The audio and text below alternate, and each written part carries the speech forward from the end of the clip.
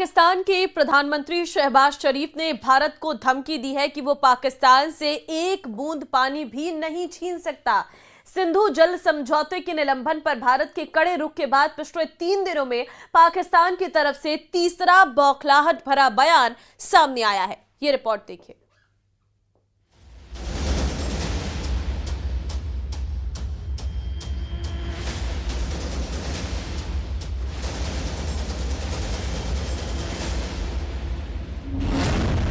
सिंधु जल समझौते के निलंबन से फिर बौखलाया पाकिस्तान। हाथ में कटोरा लेकर भारत को आंखें दिखा रहा है पाकिस्तान। मुनीर और बिलावल के बाद अब शहबाज की गीदड़ भभकी। पाकिस्तान समर्थित आतंकवाद पर लगाम लगाने के लिए भारत ने सिंधु जल समझौते के निलंबन का फैसला लिया तो पाकिस्तान के पैर उखड़ गए। भारत के इस कड़े फैसले से पाकिस्तान में हड़कंप मचा है। सिंधु जल संधि को निलंबित करने और पाकिस्तान को मिलने वाले पानी पर रोक लगाने के लिए उठाए गए कदम के बाद वहां के प्रधानमंत्री से लेकर फील्ड मार्शल तक बौखलाहट में खुलेआम जंग की धमकी दे रहे हैं। लेकिन भारत का जवाब साफ है, जब तक आतंक पर लगाम नहीं, पाकिस्तान को पानी नहीं। अब पाकिस्तान के पीएम का छलका दर्द। जल संकट के झुंझलाहट में भारत को धमकी। सिंधु जल समझौते के निलंबन को लेकर भारत ने फैसला तो कई महीने पहले लिया था, लेकिन उसकी कुड़हन पाकिस्तान लगातार महसूस कर रहा है। पहले फील्ड मार्शल आसिम मुनीर ने अमेरिका से भारत को धमकी दी, फिर पाकिस्तान के नाकाम पूर्व विदेश मंत्री बिलावल भुट्टो ने और अब खुद प्रधानमंत्री शहबाज शरीफ ने भारत को चेतावनी दे डाली। इस्लामाबाद में एक कार्यक्रम में हिस्सा लेने पहुंचे शहबाज शरीफ ने सिंधु जल समझौते के निलंबन पर कहा, मैं अपने दुश्मन को आज कहना चाहता हूं कि अगर तुमने हमारे पानी को रोकने की धमकी दी तो याद रखो कि तुम पाकिस्तान से एक भी बूंद छीन नहीं सकते। अगर तुमने ऐसा करने की कोशिश की तो तुम्हें ऐसा सबक सिखाया जाएगा कि तुम अपने कान पकड़ लो। अगर ऐसी बातें करते रहेंगे तो फिर खोपड़ी सनक गई तो फिर दूसरा हो जाएगा ना। फिर एक ब्रह्मस चला तो दूसरा ब्रह्मस चलेगा। और अगर कुछ नहीं हुआ तो हम लोगों ने सोचा एक डैम बनाएंगे और 140 करोड़ आदमी उधर देगा, फिर डैम खोल देगा, कोई गोली नहीं चलेगी, सुनामी आ जाएगा। मुनीर और बिलावल भी निकाल चुके हैं खींच। सिंधु का पानी रुकने से घुटनों पर आया पाकिस्तान। पहलगाम में आतंकी हमले का गुनहगार पाकिस्तान खुद अपने कर्मों की सजा भुगत रहा है।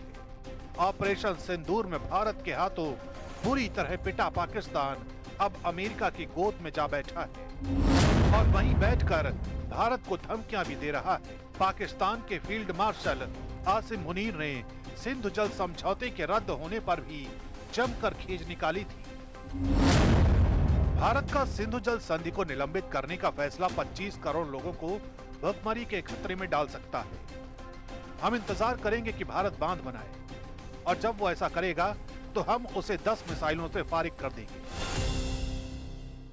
देखिए, पाकिस्तान आर्मी चीफ की जो जबान है और जो धमकियां वो दे रहे हैं भारत को, वो कंडेमनेबल है। और अफसोसनाक बात यह है कि भारत यूएस का एक स्ट्रेटेजिक पार्टनर है और यूनाइटेड स्टेट्स की सरजमीन में बैठकर वो भारत को न्यूक्लियर थ्रेट दे रहे हैं और बिल्कुल ही एक सड़क छाप आदमी की तरह की जबान इस्तेमाल कर रहे हैं। इसमें कोई हैरानी की बात नहीं कि पाकिस्तान में संवैधानिक पदों पर बैठे लोग असंवैधानिक बातें करें, लेकिन हैरानी की बात तो ये है कि पाकिस्तान के नाकाम पूर्व विदेश मंत्री तक भारत को गीदड़ भभकी देने की कोशिश कर रहे हैं। यानी जिनकी खुद अपने देश में कोई औकात नहीं बची, वो हिंदुस्तान को ज्ञान देने चले। मोदी की बर्बारियत पे, मोदी के इस हमले के बारे में, मोदी के इस इरादे के बारे में आवाज उठाना है और जिदोजहद करना है ताकि इस जुल्म को भी हम रोक सकें। मैं जानता हूं कि आप में इतना ताकत है, इस मुल्क के अवाम में इतना ताकत है कि जंग की सूरत हो तो जंग में भी हम इनका मुकाबला कर सकते हैं और जो आपके 6 के 6 दरिया है वो वापस हासिल भी कर सकते हैं। And all of these countries, all of these people who are making statements from failed states, I don't think we need to take cognizance. We are responding too much to unnecessary provocations that have absolutely no importance. Bharat का सिंधु जल संधि निलंबन का फैसला आतंकवाद के खिलाफ उसकी जीरो टॉलरेंस नीति और रणनीतिक दृढ़ता को दर्शाता है, जबकि पाकिस्तान की धमकियां उसकी आर्थिक कमजोरी और राजनयिक अलगाव को उजागर करती है। पाकिस्तान कितनी ही धमकियां देता रहे, भारत अपनी सैन्य ताकत, तकनीकी श्रेष्ठता और वैश्विक नेतृत्व के दम पर हर चुनौती का जवाब देने को तैयार है।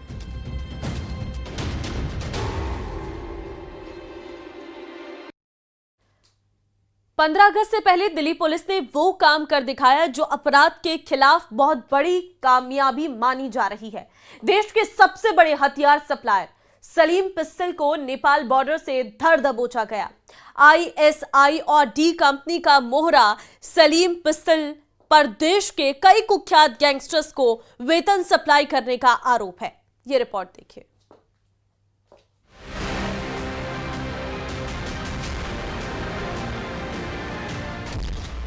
15 अगस्त से पहले दिल्ली पुलिस को बड़ी कामयाबी। हथियारों का सबसे बड़ा सप्लायर शिकंजे में। नेपाल बॉर्डर से सलीम पिस्टल की गिरफ्तारी। ISI और D कंपनी से सलीम पिस्टल का कनेक्शन। दिल्ली पुलिस को 15 अगस्त से पहले मिली ये सफलता अपराध पर बहुत बड़ा प्रहार है। नेपाल बॉर्डर के पास कई दिनों की गुप्त निगरानी और सीक्रेट इंफॉर्मेशन के बाद स्पेशल सेल ने सलीम पिस्टल को धर दबोचा। दिल्ली के जनकपुर स्थित स्पेशल सेल के ऑफिस में उससे लगातार पूछताछ हो रही है। इस ऑपरेशन की टाइमिंग बेहद अहम थी, क्योंकि खुफिया इनपुट थे कि स्वतंत्रता दिवस पर दिल्ली में भारी हथियारों के सप्लाई की तैयारी थी। इस गिरफ्तारी ने उस साजिश की जड़ काट दी। 15 अगस्त से कुछ घंटे पहले ही दिल्ली पुलिस के द्वारा किया गया ये ऑपरेशन, ये महज गिरफ्तारी नहीं बल्कि आने वाले खतरे को मात देने का एक नया कोडवर्ड है। शेख सलीम और सलीम पिस्टल सीलमपुर के जाफराबाद का रहने वाला कभी एक प्राइवेट ड्राइवर था, लेकिन बुरी आदतों और कम वक्त में ज्यादा पैसा कमाने के लालच ने उसे अपराध की दुनिया में खींच लिया। शुरुआत ऑटो लिफ्टिंग से हुई। मास्टर चाबी से गाड़ियां चुराई गई। साल 2000 में पहली बार गिरफ्तारी हुई। फिर 2011 में 20 लाख की हथियार बंद डकैती और 2013 में हत्या के केस में नाम। 2018 में दिल्ली में पकड़ा गया, लेकिन बेल पर बाहर आते ही विदेश भाग निकला। वहां से उसने अपने नेटवर्क को इतना बड़ा कर लिया कि देखते ही देखते वो भारत में हथियारों का सबसे बड़ा सप्लायर बन गया। दिल्ली के जाफराबाद से निकलकर नेपाल, पाकिस्तान और उत्तर प्रदेश के बाहुबलियों वाले गलियारे तक सलीम पिस्टल का यह सफर बेहद खतरनाक और खूनी रहा था। सलीम पिस्टल सिर्फ एक क्रिमिनल नहीं, बल्कि हथियारों के काले बाजार का किंगपिन है। पाकिस्तान की ISI और अंडरवर्ल्ड दाऊद इब्राहिम की D कंपनी से उसके गहरे रिश्ते हैं। लॉरेंस बिश्नोई, हाशिम बाबा और यूपी के कई बाहुबलियों को वो सीधे हथियार सप्लाई करता था। यही नहीं, सिद्धू मूसेवाला हत्याकांड के एक आरोपी का ग्रुप भी वही था। खुफिया एजेंसियों का दावा है कि सलीम पिस्टल की डीलिंग सिर्फ भारत तक सीमित नहीं थी। नेपाल, दुबई और कराची तक उसका नेटवर्क फैला था। वो हाईटेक असॉल्ट राइफल से लेकर स्नाइपर गन तक सब कुछ पाकिस्तान से मंगवाता था और भारतीय गिरोह तक पहुंचाता था। ये गैंगवार का हथियारबाज नहीं बल्कि भारत और पाकिस्तान के बीच होने वाली गोलीबारी का भी एक बेहद महत्वपूर्ण किरदार माना जा रहा है। सलीम पिस्टल पर दर्ज केसों की लिस्ट लंबी है।